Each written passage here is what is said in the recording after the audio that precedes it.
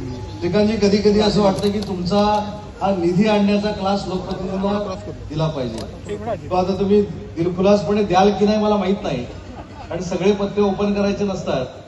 पण 10-10, 15-15 हजार कोटीची साहेब कामं करणं हे खरोखरच कुतूहल. आमच्या त्या गल्लीमध्ये जे आहे खूप दिवसापासून कचरा जो आहे साचलेला आहे. सांगतो मी, मग आयुक्त महोदयांना तिथूनच फोन केला आणि आयुक्त महोदयांना त्या गल्ली अशी परिस्थिती सामंत साहेब आज जी आहे ही लोकप्रतिनिधी त्या ठिकाणी निर्माण केलेली आहे. प्रत्येक लेवलवरती हे आहे का चालू वेगवेगळ्या म्हणजे स्विमिंग पूल.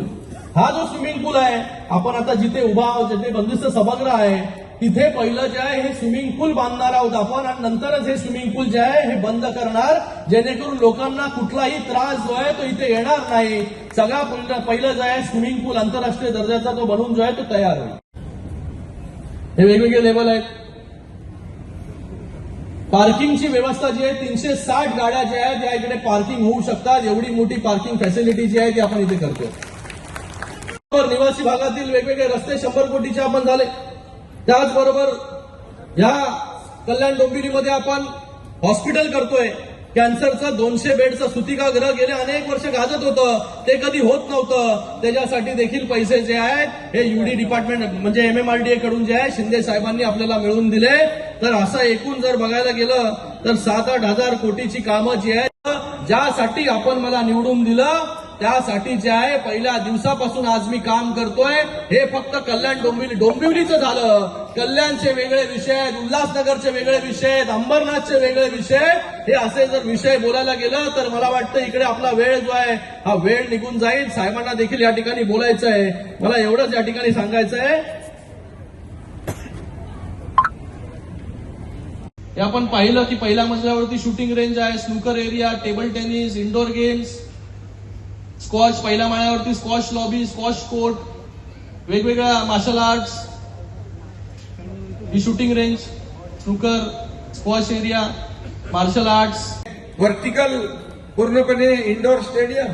त्याच्यामध्ये काय काय आता म्हणजे कुठलं काय म्हणजे gymnasium, table tennis, shooting range, squash, indoor game, martial art, mini football ground वरती, fencing, kho kho, gymnastic, badminton, पिकल बॉल.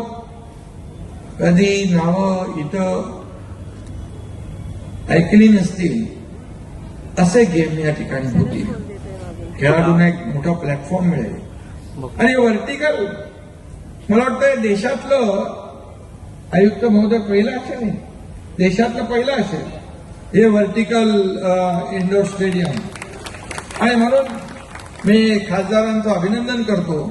जे कोणी सगळे करतात ते कोणी केलं त्याला काय महत्व नसतं, जे कोणी करत नाही ते केलं त्याला महत्व असतं, आणि ते काम खासदारांनी केलेलं. अनेक सगळे साहित्य, महिला बचत गटाच्या काही जे काही आपण देतो साहित्य, हे सगळं शेतकऱ्यांचं साहित्य, शेतीला लागणारी अवजारं सगळे लाईनचे रांगेमध्ये आम्ही ठेवायचो आणि वाटप तिथे करायचो.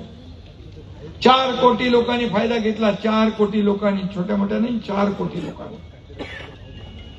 एक एक योजना आपण, मला अनेक मुख्यमंत्री म्हणाले शासन आपल्या दारी क्या है.